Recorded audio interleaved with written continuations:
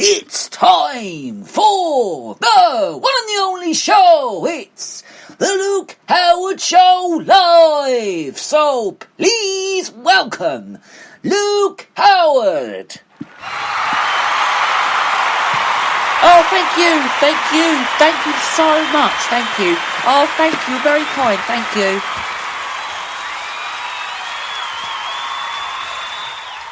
Well, thank you so much. Thank you. Morning. Good morning. Welcome to the show. It is, of course, Friday the 24th of August, which actually makes me think there, because today is the day that face masks are made compulsory. So whatever shop you go in, you got to wear one, which is what we're going to cover on the show in a moment or two. But first, hope everyone is well, and I hope you're looking forward to today's show, because we've got a cracking show lined up for you today. Got lots of pieces of news to talk about, and we also want your views as well. It's the most important thing is that we want your views on what we are talking about today. So 07593 847 105 is the number to text or call. If you are texting, text the word talk in capitals as capitals and your name as talk in capitals and your name and where you're from to that number, or you can call that number, which is 07593 847 105. Call that number if you want, and we'll get straight back to you. Or what you can do is you can also get in touch with us via social media. It's at the Luke Howard fan page on Instagram. We'd love to hear from you if you want to get in touch via there. Or you can find us on email. It's garyjhoward68@hotmail.com. Just email that email, or find us on the other email, which is 345-457@student.hrc.ac.uk. Great way to get in touch on today's show if you'd love to get in touch with Britain's best radio show, because we are Britain's brightest best radio show. Or you can also use the hashtags, which is hashtag Luke Howard, hashtag Luke Howard Show, or hashtag listen to the Luke Howard Show. Now, I've got a little guest who just walked into the studio. Here she is. It's our lovely doggy Lily. I can't believe she just walked into the studio. This is Luke Howard at home, by the way. Luke Howard at home. Do you want to say hello? Our little lovely doggy Lily. Doggy Lily's just walked in. She's so funny. She's just like leering up. What are you doing here? What is she doing in the studio? She just walked up. What are you doing in here? I don't know. She just walked into the studio. No, she just looks at me. She's just so funny. Bless her. She's so lovely, our doggy Lily. She's so lovely. So Lily's going to stay with us throughout the show, because you'd love to hear, wouldn't you? You'd love to hear what is actually going on Britain's best radio show today. I don't know what's happened there. She just walked into the studio. But anyway, so we're going to be talking news. We're going to be playing music. We've got entertainment. We've got lots of things to kickstart your day today. And of course, it's Friday, so I'm going to be getting you all ready for the weekend. So sit back, relax, and enjoy Britain's best radio show. Woo!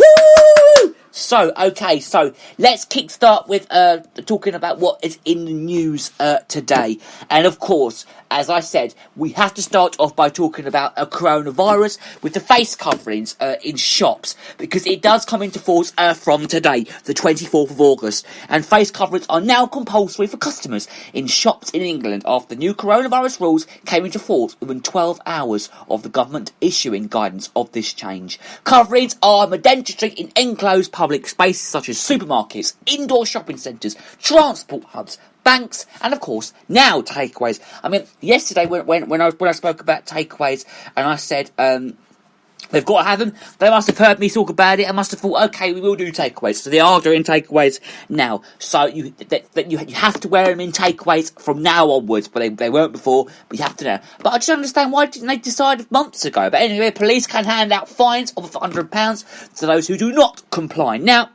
okay, I've got a disability, so I don't have to wear one. I have mentioned this on the show a few times. I'm sure I have. So I don't have to wear one. Mother spoke to the doctors, and I don't have to wear a mask at all. So Sainsbury's, and I just want to get that clear, because Sainsbury's and Costa Coffee have said their staff would not challenge customers who enter their stores without masks. Well, Asda has said enforcement was the responsibility for the relevant authorities. But Waitrose will have staff. I'm going to hopefully be popping to Waitrose tomorrow, actually. But Waitrose will have staff at the entrance reminding customers of the rule, and Tesco's will be selling face coverings at the shop entrance. Why don't places just allow sell face masks for nothing, just charge them for free. And I find that quite a good idea. I mean, I'm sure a lot of you agree with me. You think we haven't got to pay £5 for a flipping face mask? I mean, why don't you just buy them? You can get them for nothing. I mean, you can get them for nothing. Why don't they not charge you at all for face masks? I mean, face masks. I mean, you can't breathe. I mean, I wore one for the first. I told you, I wore one for the first time last week, and it went all the way up my glasses, and it steamed them all up, and I couldn't see a thing.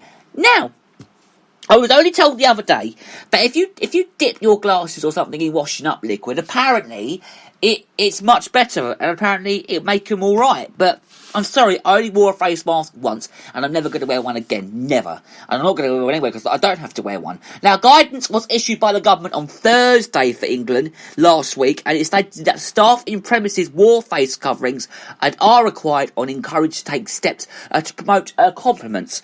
This is with the law, and they can refuse entry to people who do not have a valid expedition under the rules. Now, however, the government has said that it was the responsibility of individuals to wear a covering, and Health Secretary Matt Hancock has urged the public to play their part by following the new guidance. Now, as we all move into the next stage, of course, of easing restrictions for the public, it is a virtual that we continue to shop safely, and so that we can, I would suggest, to make most of the fantastic retail industry this summer. He also said that police will be able to use force to remove customers from shops if they do not wear face coverings, as well as prevent them from entering according to the College of Policy. Now, we got a video here, a recorded video here, but I don't really want to play this. So we won't play it on the show, because it's just showing you how to wear a face covering. I mean, what's the point? Everyone knows how to wear a face covering. Just stick it on your face, job done. Over your ears, one on one ear, one on the other ear, job done. It's easy how to put one on. Why are they showing videos of how to do it? Everyone knows how to wear a face mask. I mean, come on, really? I mean, now they're showing you how to wear one. Everyone knows how to wear one. Everyone knows how to wear one. The Health Minister, Helen Wheatley, has said that the government was confident that the vast majority of people would comply with the regulations. There are explanations to the new rules for children under 11, and of course, myself, those with disabilities, woohoo! I don't have to wear one. Or certain health conditions, such as a responsibility or cognitive this is impairments that make it difficult for them to wear face coverings. I'm excited because I don't have to wear a face mask. Oh, praise the Lord.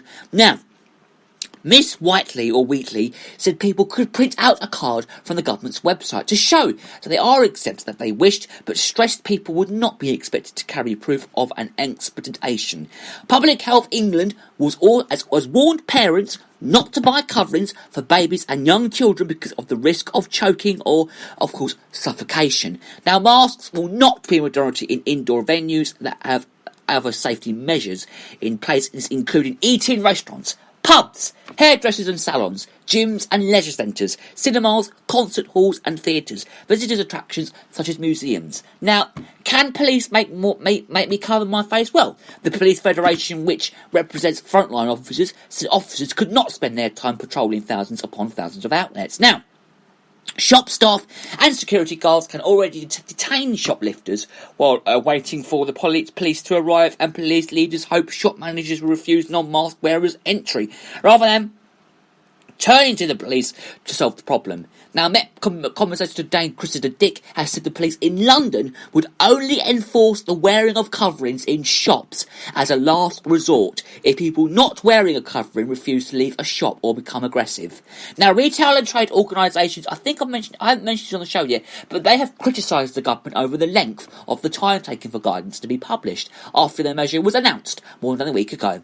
Meanwhile, upon leaders voiced fears the rules could put workers' safety at risk if there were abused customers or people who refused to wear a mask. Now, there's a question that I want to ask out there, okay?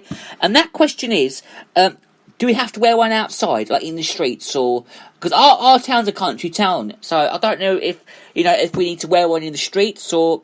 I don't know. If anyone knows, do let me know, because I need to know, okay? It's quite of an urgent thing. I do need to know. So the British Retail Consumer Association called on customers to be respectful. This is of the new rules, while UK Hospitality Chief Executive Kate Nichols said takeaway outlets had been left with a very short time to properly brief staff, prepare signage and take steps to encourage confidence. Now, I According to the government, face coverings should cover the mouth and nose and could be as simple as a scarf or a bandana that securely fits around the side of the face without having to be held in place. The requirement is to wear face coverings at transport hubs, railway and bus stations, airports and maritime ports. Only applies for those areas which are fully indoors and enclosed. You are allowed to remove a face covering in certain situations, for example, to prove identification in banks or when buying age-restricted products. Face coverings have been compulsory in shops in Scotland since the 10th of July. Shoppers are not currently required to wear them in Wales or Northern Ireland, although Northern Ireland will actually wait until the 20th of August before deciding whether to make them compulsory. Coverings are already compulsory on public transport in England and Scotland, as well as most buses, trains and ferries in Northern Ireland. There will be a majority of public transport in Wales for the 27th of July. Now, I know somebody who gets on a bus, okay, who gets on the bus, he's a friend of mine, he's also got a disability. He gets on the bus, right, and he got on the bus the other day, and the bus driver didn't let him on. He even showed him his card, and he wouldn't let him on at all. I mean, I find that awful. The bus driver should have said, yeah, okay, you are allowed on, but just sit away from people. But he didn't let him on, so it was a shame there. Very bad shame. So, there you go. And I think he went on the next day and it was a different driver. It was a nice bus driver and he let him on there, which was good. So let's move on from that then, because I want to talk about the flu vaccine now. The flu vaccine. Now, most people in England are to be offered flu vaccine. I think we'll leave the other story there for now. We won't talk about face coverings anymore. So most people in England now, about 30 million people, would you believe, are to be offered a flu vaccine this year. The government has said that it is to prepare for a winter that could see the annual flu season considerate with the surge in coronavirus. The traditional flu programme will include over 50s for the first time, as well anyone on the shielding list and the people that they live with. Now also, for the first time, children in their first year of secondary school will be offered the vaccine. Woo! I'm not in secondary school anymore. I left secondary school years ago. I'm well away from all that now, well away from it all. So I'm on my third year at college in September, so hopefully I'll be allowed to have a flu vaccine. I have a flu vaccine every single year anyway, so So how bad will the flu and coronavirus be? I haven't allowed a flu vaccine anyway, so I have one every single year at my local doctors, so yeah. Now, flu, which can be deadly or need hospital treatment, poses additional threats. During the pandemic, there is some evidence a double infection with coronavirus and flu is more deadly than either alone. Okay? Either alone.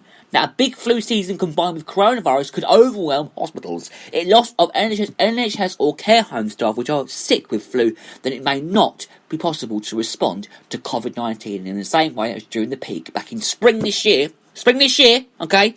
But it is impossible to predict how big a flu season we have. So, Australia, which is currently in its winter now, is either having a very mild or very late flu season. Social distancing and hygiene measures in place is to stop coronavirus should, in theory, have an impact, okay, on the amount of flu going around. Now, who will be offered the flu vaccine? So people who were required to shield from COVID-19 and anyone they live with. People with some medical conditions, including diabetes, heart failure and asthma. Like my granddad. My granddad, he suffers from asthma, so he'll be having the flu. He has the flu jab. He has the flu jab anyway. Pregnant women will also have the flu jab. Preschool children over the age of 2 will also have it. And all primary school children last year, and for the first time, Year 7 pupils. Now, ideally, all people over 65 for the programme is extended to over 50s. The NHS will get in contact with those who are eligible. It wants to also ensure the highest risk patients are at the front of the queue when the investment programme starts in September. Those aged 50 to 64 will also be offered a jab later, with the full details still to be announced. Now, last year, around 15 million people in England were vaccinated as part of the NHS campaign. Far fewer than 25 million were also invented to have it. Now, the symptoms of flu included a fever and a dry cough. By now, though, this should sound familiar, as they are the key signs of COVID-19 too. Other symptoms such as phalangia, aches and sore throat or headaches are also shared by both infections, would you believe? And there are also other winter viruses such as rhinovirus and RSV that can also lead to similar symptoms. They could create a problem that could come already, which was announced that as far more people would need testing to work out whether they have had coronavirus and their contacts needed tracing. This is why the government now has already announced plans to increase testing capability to 500,000 a day. That is a lot. 500,000? That is a lot of people, you know, a lot of people.